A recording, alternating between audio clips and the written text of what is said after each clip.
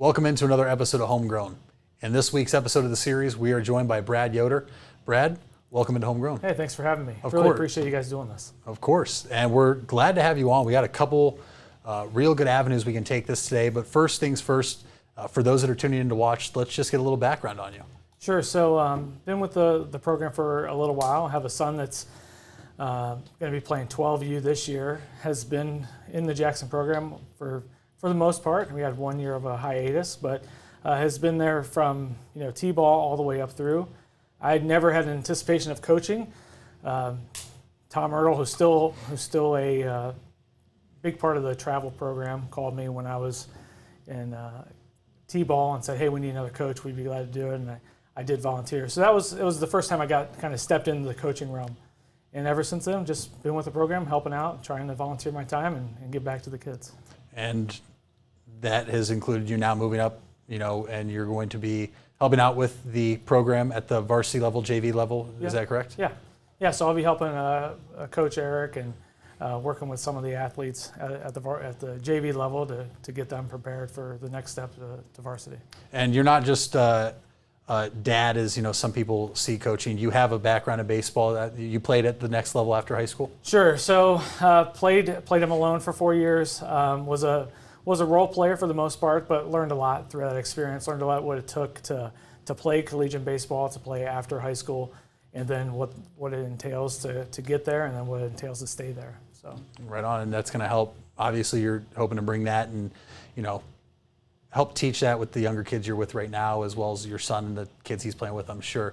You do a lot of behind-the-scenes things here with Jackson for Coach Gamble. So I know Coach mentioned you do some of the newer analytical stuff that maybe him and his staff aren't used to quite yet.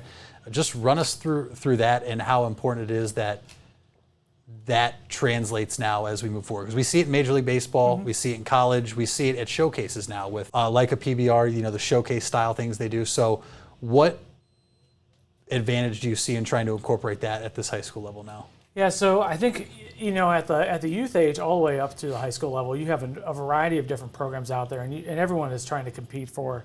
Ultimately, they're all competing for the parents' dollar to get in front of those athletes, to get in front of what they deem as college coaches. And there's a lot of discussion on, does that even matter? You can follow Twitter, and there's a number of folks that will say it doesn't even matter. If they're good enough, they're going to find it. Right. But the reality of it is there's still some truth to it. All the major leagues are looking at data. Everything is changing, the world as we know it. So one of the things that we incorporated within the program is using blast motion. So blast motion is a technology that we can track hitters from a different perspective. So you can identify skills at an individual level. So whether a kid has slower bat speed, whether they're on plane for a long time, or whether they have good rotation scores. So all of those are all factors to help us as coaches individualize that training component for that athlete, so they can individually get better rather than just having a broad blanket brush and saying this is what we're doing as a program. It's really individualizing for that athlete. And gives them, in the off season what to really focus on, rather, because some kids are, like you said, better in one area versus others, whether it's offensively at the plate or defensively given their position or whatever it may be. Now you've been with your son, I believe you said 11, 12? 12 years, yeah. So you've been heavily involved in the youth program and now behind the scenes with Coach Gamble. But you mentioned in the open, you guys stepped away for a year. But off the air, we talked about the dynamic of travel baseball and the program as a whole, because here, there's usually three groups. You said there's, the community-based teams, there's the travel-based teams, and you said here, Jackson, you're kind of in the middle, trying to have the both. So why, I guess, is why do you want to be right in that middle here with Jackson and the benefit of it? And then also, what did going outside the program show you? Because right now we're seeing a lot of kids start to stay here, more so than ever before. And there's some people who think they have to get out there and play, at a young age, and others that don't want to go spend that money. But so we'll start with why the middle for Jackson? Why not the community versus travel, and you want to stay right in that happy medium? So I think that Jackson creates a unique opportunity for the athletes. The first thing you see when you talk about other travel programs is most community programs certainly don't have the facilities that we have. So they don't have field access. They don't have indoor facilities like we have here. They don't have access to the turf. During the winter months, even when it's December, I remember we had practice last year in the middle of December because it was just a nice day and we were able to get some work in. And that kind of stuff does not happen in normal community teams, and even doesn't happen in travel teams. So Jackson has a unique perspective to really make their athletes progress at a higher level than even those travel programs. Those travel programs are primarily run by folks that are looking to win trophies. And that's fine. That's one approach. The community programs are looking just to have maybe a good experience. And why I say Jackson's somewhere in the middle is that we're trying to compete against those travel programs. And we're truly trying to go up against the best of the best. And we did that this year with our team. We didn't have a lot of success, but we competed against those teams all the way up to some of the best teams in the country. It teaches our kids to win for each other. It teaches them to respect each other as teammates and to work hard. These kids are playing, in most cases, 2 to 3 sports with each other. So they're in class together. They're playing basketball. They're playing football. They're wrestling. They're playing other sports together, and they're growing as a team. And you see it come through. So in a close game, they're starting to build that trust with each other that they can. Hey, I know this guy's got it. This is the guy who I want at the plate right now. Right, and that's huge. In another episode that will air soon, if it hasn't already, we had 3 college commits on the varsity team in Shea White, Jackson Clark, and Garrett Wright. And we talked about the 2021 season. They had never played with each other, and how hard it was because some guys were playing for themselves rather than playing for the team. And you talk about at this age, some of these travel teams you play pluck kids from all over the area where you go play them, and sure, maybe you end up a run or two short. But at the same time, these kids are going to remember that as they progress, 12, 13, 14, all the way through their senior year of high school. And that, that's a huge implement of why you want to keep these kids here, and then ultimately why they're so successful under Coach Gamble. Yeah. So our goal is that they continue to work together for each other. Every one of our athletes on our team can go find another place to play, whether it's a elite program that is saying they're elite, or it's a smaller program that they're just going to get in their mind more playing time. And so we know that every one of those kids have that opportunity to do that. But I think what Coach Gamble has done here with the addition of Nico, the instructors that are here, they're able to provide those additional skills for those athletes. They're going to continue to flourish and get better, and they get a sense of what the culture is like. I remember last year you mentioned Shea White. I remember last year our team was warming up and Shea was kind of hanging around, and we were like, "Hey Shea, how hard did you throw a PBR?" Our kids watched your video on Twitter. And he's like, "Yeah, I think I hit like 91 for my arm velocity." And it's just that whole camaraderie that the kids start to understand those players. The reality is they idolize those players. The seniors don't realize that, but my son still collects Kyle Nicholas and Dylan Dingler's cards.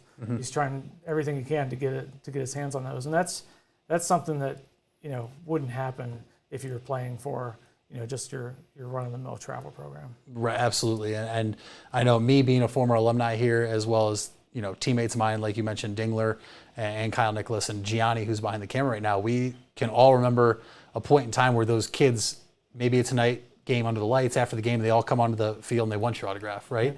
And at the time, we might not think anything of it, but like you said, these kids look up to them because they want to be there eventually. And it's attainable because they see the kids in here working out, and they realize, okay, well, I get to be in here work out, so maybe I can be the next Dylan Dingler or the next, Johnny Coolidge. It doesn't matter, who it is, but that is a huge part of why playing here through the program, the travel program, and developing these kids under the culture, like you said, is a big part of the success, and something that Coach Gamble really drills in to not only the coaches, but the parents and players. And there's a reason that they've had the success they've had now.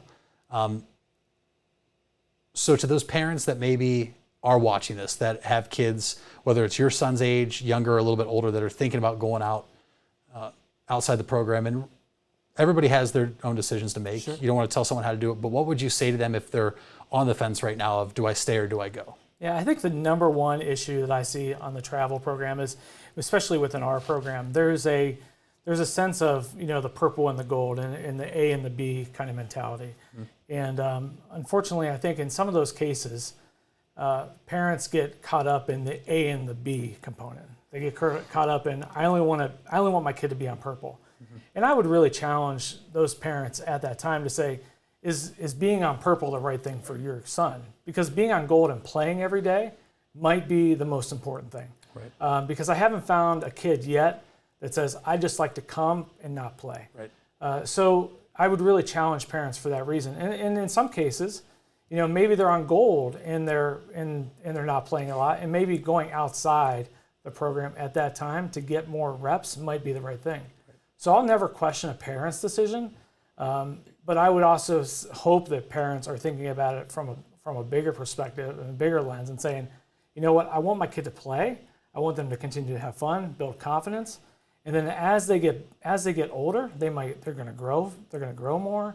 Every kid grows at a different pace. Some kids are going to get stronger. Some kids that are the top performer right now won't be the top performer in 5 years, or they're going to focus on another sport, and they're not even going to play baseball. Right. So it's having that lens of, I want them playing, I want them having fun, and I want them learning how to compete with their friends. And if all those things are working, really the color of the jersey or the name of the jersey doesn't matter. You're still playing with your classmates, you're still playing with your teammates, and you're learning and having a good experience. Right. And like you said, you never know what's going to happen the next year, so a kid might change sports. I've seen it before. I mean, I'm one that was on the C team growing up, and next thing you know, you're playing in Federal League games and you're playing at the next level. So, I mean, you never know what's going to happen. But with you being a former player, now you helping Coach Spinelli at the JV level, as we're going to see moving forward in this series, Coach Gamble is going to join us again and really talk about some different things. But since you've been there before as a player, now as a coach, one thing we've talked about a lot is failure and dealing with failure. I brought up to the other guys that we've had on before, it's the only job you're ever going to have where you do it 30% of the time. Sure. You're one of the greatest of all time. How did you deal with failure as a player in high school and at college at Malone, and then also now as a coach with your son at a young age? Because kids that age sometimes don't understand. You're not always going to get a hit. So how did you deal with it as a player, and how do you use that as a coach? Yeah, so as a player, you have to continue to think about the next pitch and think about, what am I going to do the next time? What's the next opportunity that I have to be successful? I had some great coaches that kind of helped us through that. As a dad, it's a little bit more challenging. And watching our youth play, it's a little bit more frustrating. One of the things that I've learned along the way is I used to really get frustrated when I see, especially at the 9, 10-year-old age, really get frustrated when I see kids emotionally being upset, crying, physically crying. And I would always get so frustrated, specifically at my son, like, why are you crying? There's nothing to cry about. It's just baseball. You're going to get another at bat. And I had to really take a step back and realize that they're crying because that's the only other emotion they have. When they get older, it's, I want to punch something. But at this age, all they know to do is cry. And so it's teaching them and understanding and trying to help them understand, hey, it's okay. Failure is part of this game. You're going to fail more than you're going to be successful. Next play, let's get after it. Let's think about the next play. Knock it down. Let's move on. It's a challenge. It's never. Some kids, the super elite, are the ones who can make it through, and those are the ones who can move on to the next level. But the ones that can't, that'll be the one thing that holds them back.